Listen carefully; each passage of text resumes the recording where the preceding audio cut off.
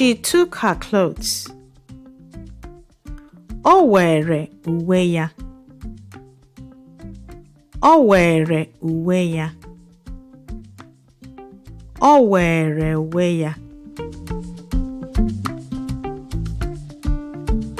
I don't have money today. Enweghị m ego taa. Enweghị m ego taa. Enweghị m ego taa.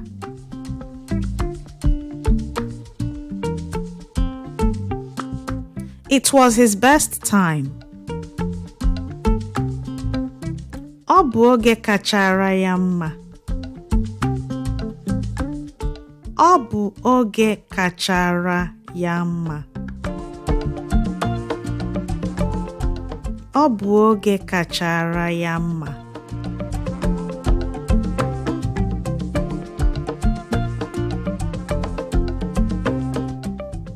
It's all new for us. Ọ ihe ọhụrụ ebe anyị nọ.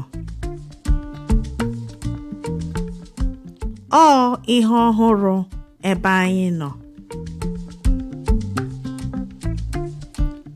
Ọ ihe ọhụrụ ebe anyị nọ.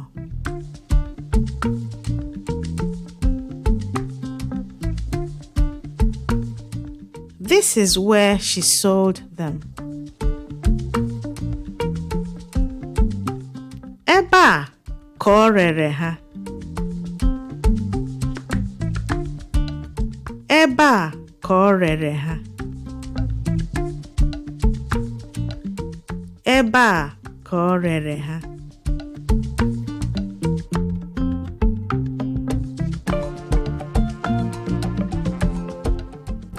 This is a photo of my husband sitting down on a chair.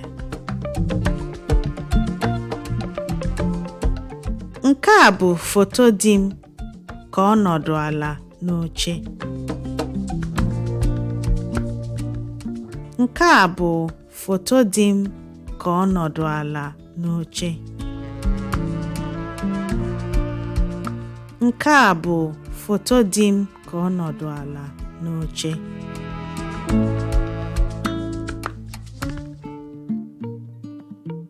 She was as tall as her mother.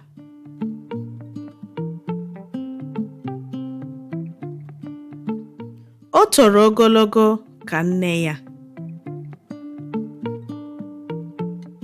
O toro ogologo ka nne ya.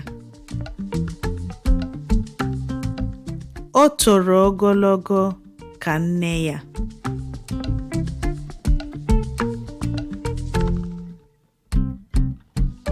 She trusted you.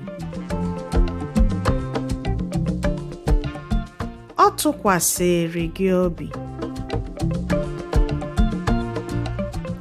Ọ tụkwasịrị gị obi. Ọ tụkwasịrị gị obi.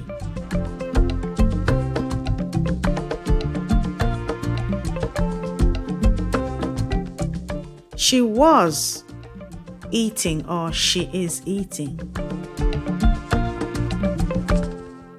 Ọ na-eri nri.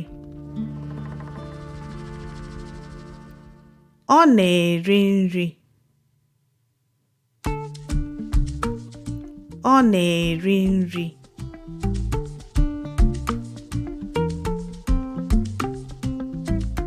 That's the way it was, or that's the way it is. Etu ahụ ka ọ dị. Etu ahụ ka ọ dị. Etu ahụ ka ọ dị.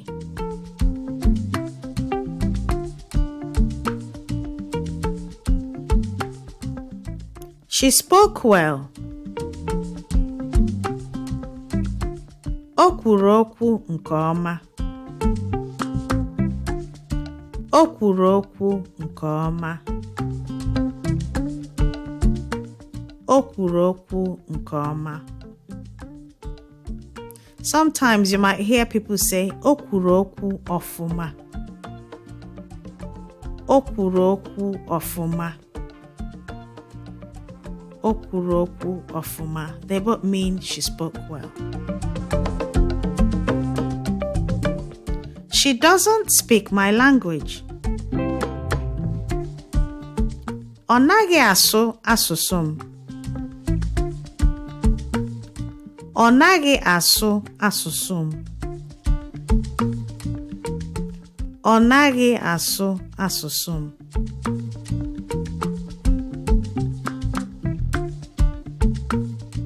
She didn't speak my language.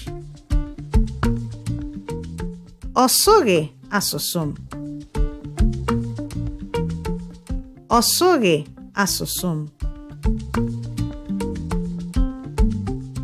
Ọ sụghị asụsụ m.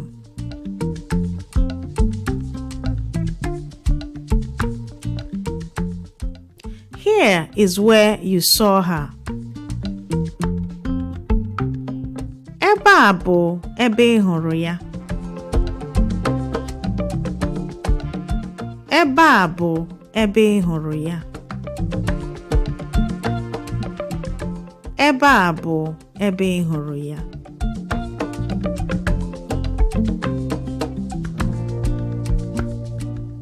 She gave him a wristwatch.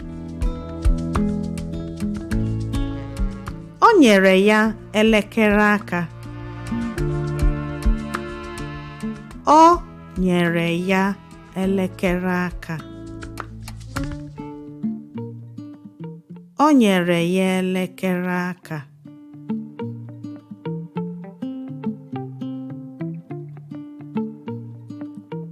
It was also the same for you. Ọ bụkwara gị otu ihe ahụ. Ọ bụkwara gị otu ihe ahụ. Ọ bụkwara gị otu ihe ahụ. This book is very old. Akwụkwọ a dị ezigbo ochie. Akwụkwọ a dị ezigbo ochie. Akwụkwọ a dị ezigbo ochie.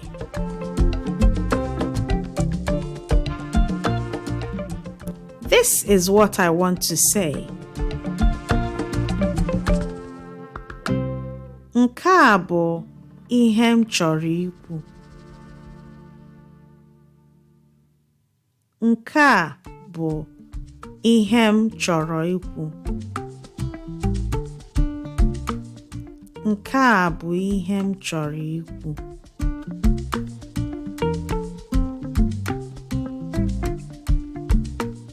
She would really like to go there. Ọ ga-amasị ya ịga ebe ahụ. Ọ ga-amasị ya ịga ebe ahụ. Ọ ga-amasị ya ịga ebe ahụ.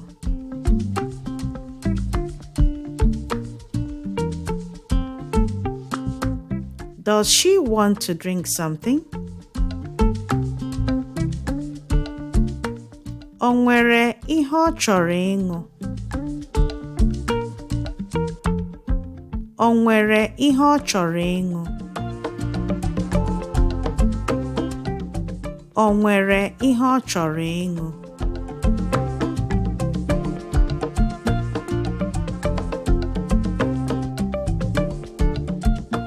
You are not telling it to us, or you are not telling us. Ị naghị agwa anyị ya. Ị naghị agwa anyị ya. Ị naghị agwa anyị ya.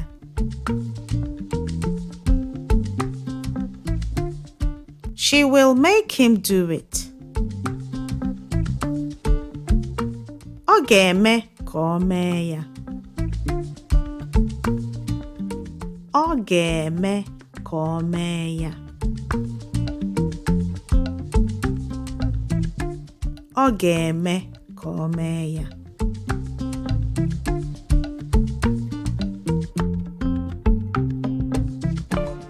It is only a dream.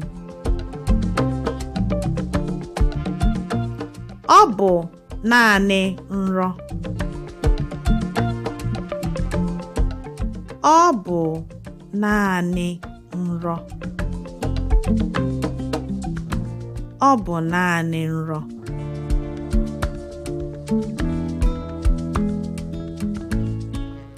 That person is like me. Onye ahụ dị ka m.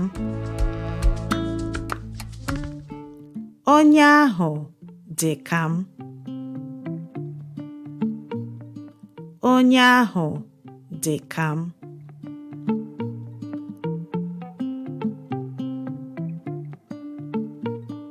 How is everybody doing?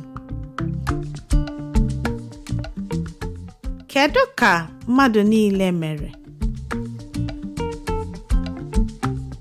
Kedu ka mmadụ niile mere? Kedu ka mmadụ niile mere?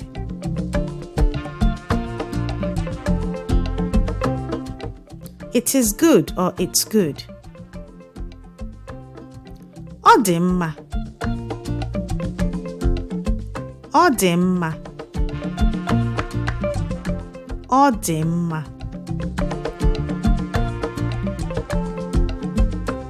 This house is far too small for you. Ụlọ a pekarịrị gị. Ụlọ a pekarịrị gị. Ụlọ a pekarịrị gị.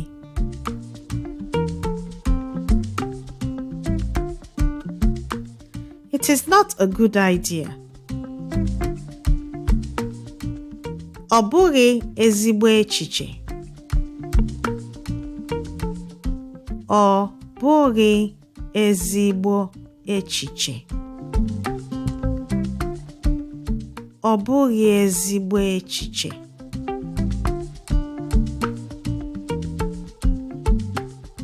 It is going well. Ọ na-aga ọfụma. Ọ na-aga ọfụma. Ọ na-aga ọfụma. How is your mother doing? Kedu ka nne gị mere? Kedu ka nne gị mere?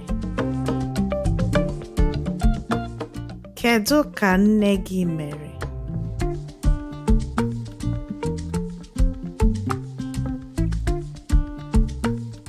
It has been long since we saw. O teela kemgbe anyị hụrụ. O teela kemgbe anyị hụrụ. O teela kemgbe anyị hụrụ.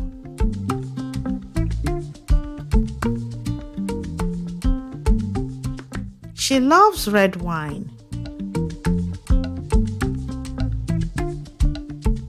Ọ hụrụ mmanya na-acha ọbara ọbara n'anya.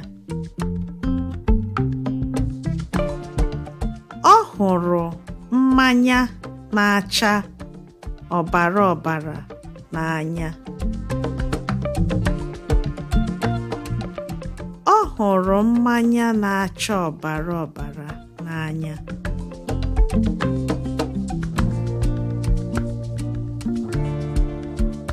She will be scared to watch them.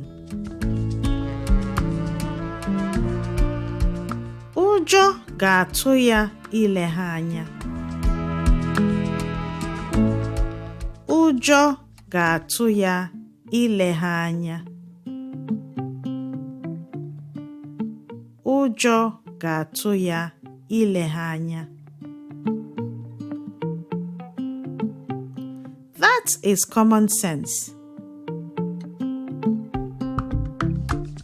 Nke ahụ bụ akọnuche. Nke ahụ bụ akọnuche.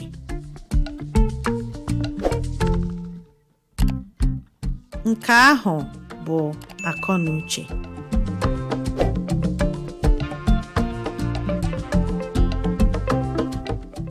It's not up to him. Ọ bụghị ya ka ọ dị n'aka. Ọ bụghị ya ka ọ dị n'aka. Ọ bụghị ya ka ọ dị n'aka.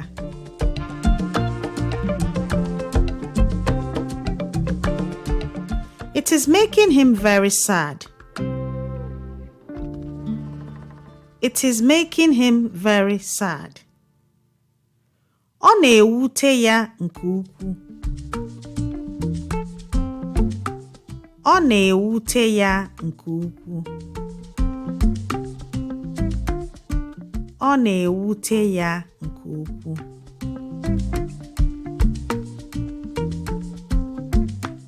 She is having a hard time swimming. Igwu mmiri na-esiri ya ike. Igwu mmiri na-esiri ya ike. Igwu mmiri na-esiri ya ike.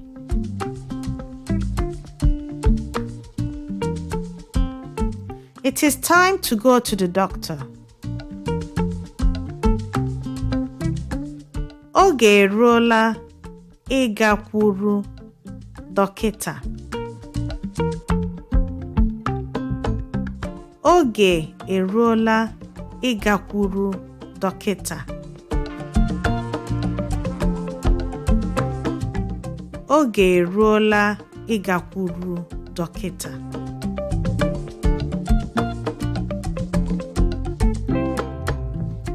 This is where they work. Nke a bụ ebe ha na-arụ ọrụ. Nke a bụ ebe ha na-arụ ọrụ.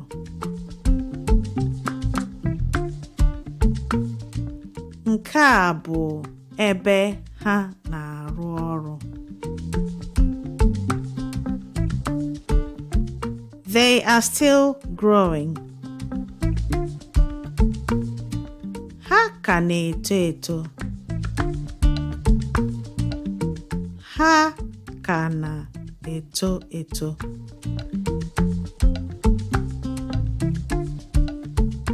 Ha ka na-eto eto.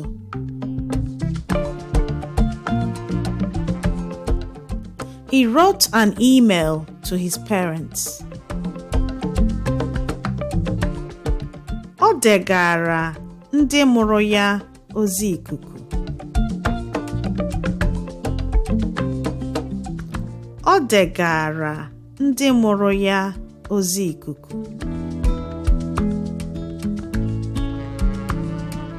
Ọ degara ndị mụrụ ya ozi ikuku.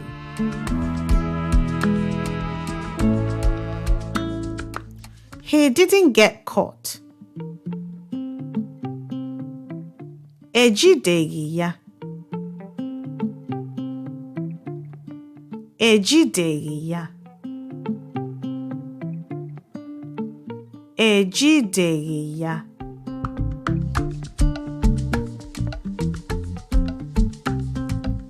This bag isn't mine. Akpa a abụghị nke m. Akpa a abụghị nke m. Akpa a abụghị nke m.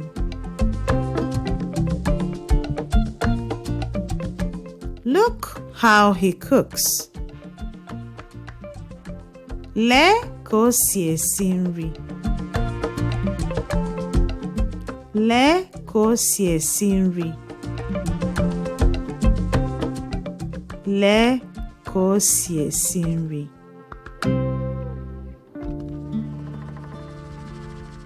That sentence doesn't make sense.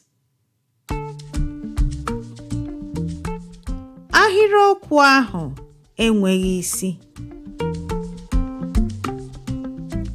Ahịrịokwu ahụ enweghị isi.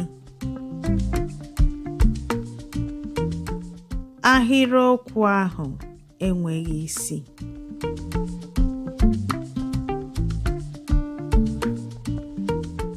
Iji kwuo eziokwu, anyị chefuru kpamkpam. To tell the truth, we completely forgot. Iji kwuo eziokwu, anyị chefuru kpamkpam. Iji kwuo eziokwu, anyị chefuru kpamkpam. Iji kwuo eziokwu, anyị chefuru kpamkpam.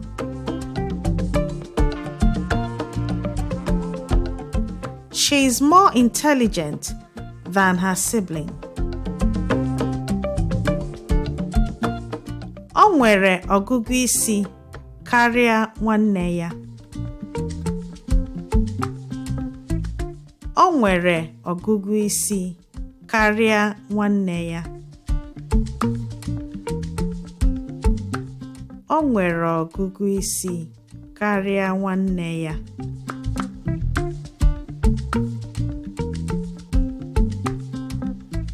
Count from 1 to 90. Gụọ site n'otu ruo 90. Gụọ site n'otu ruo 90. Gụọ site n'otu ruo 90. It won't hurt them. Ọ gaghị emerụ ha ahụ. Ọ gaghị emerụ ha ahụ. Ọ gaghị emerụ ha ahụ.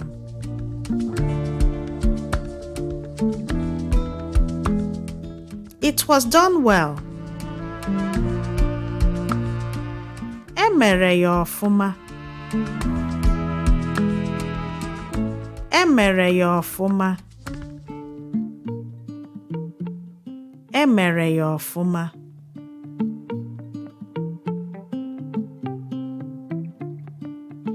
It was done very well.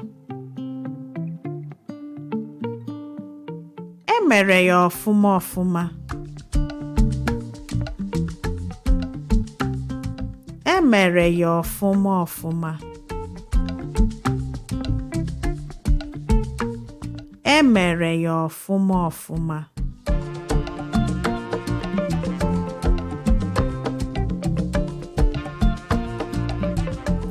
Ha enweghị ihe ọbụla megide ya. They had nothing against it.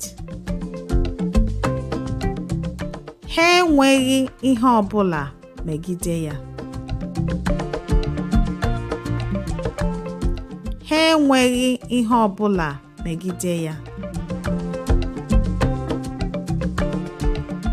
Ha enweghị ihe ọbụla megide ya.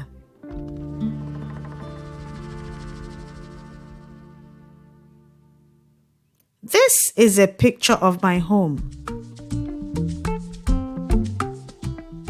Nke a bụ foto ụlọ m. Nke a bụ foto ụlọ m. Nke a bụ foto ụlọ m.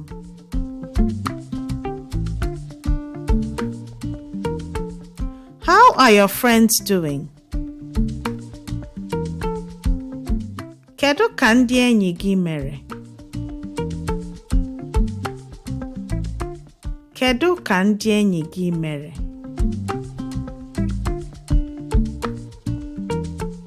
Kedu ka ndị enyi gị mere?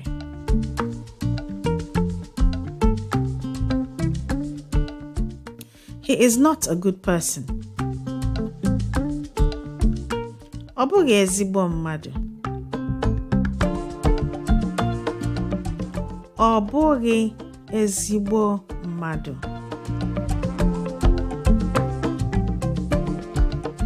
Ọ bụghị ezigbo mmadụ. How is your wife doing? Kedu ka nwunye gị mere? Kedu ka nwunye gị mere? Kedu ka nwunye gị mere?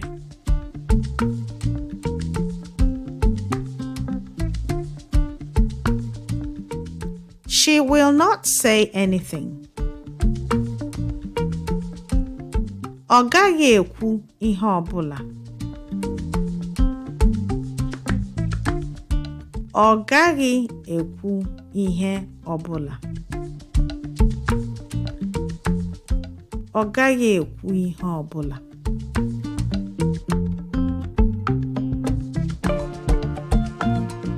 She is a good Igbo speaker. Ọ bụ onye na-asụ Igbo ọfụma. Ọ bụ onye na-asụ Igbo ọfụma.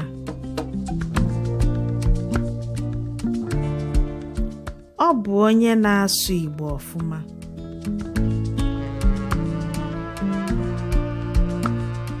This is how it is. Etu a ka o si dị. Etu a ka o si dị. Etu a ka o si dị.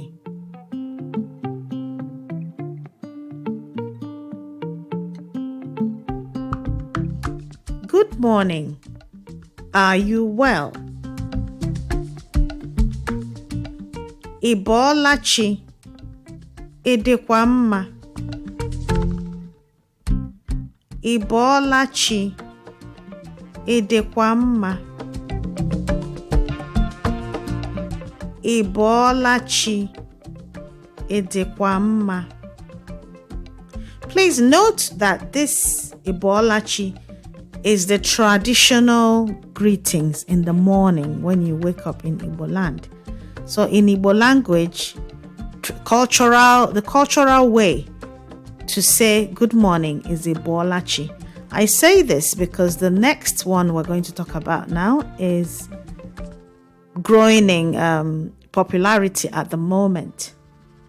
So this one is Ị bọọla chi, Ị dịkwa mma. Good morning, are you well? And then for this one, ụtụtụ ọma. I'm sure you've heard it somewhere. Ụtụtụ ọma. Ụtụtụ ọma is the direct translation of good morning, which is the English way of greeting in the morning. Good morning. But we all know that language evolves and language changes. So this ụtụtụ ọma, which is a direct translation of good morning, is gaining in popularity, but some people prefer to use the other one, which is Ị bọọla chi. Good morning, are you well? Ụtụtụ ọma, ị dịkwa mma? Ụtụtụ ọma, ị dịkwa mma? Ụtụtụ ọma, ị dịkwa mma?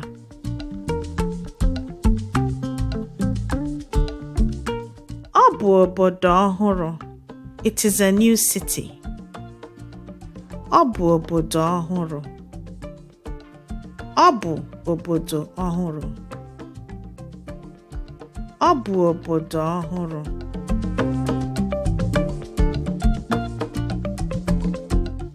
Do everything you can. Mee ihe niile ị nwere ike ime. Mee ihe niile ị nwere ike ime. Mee ihe niile ị nwere ike ime.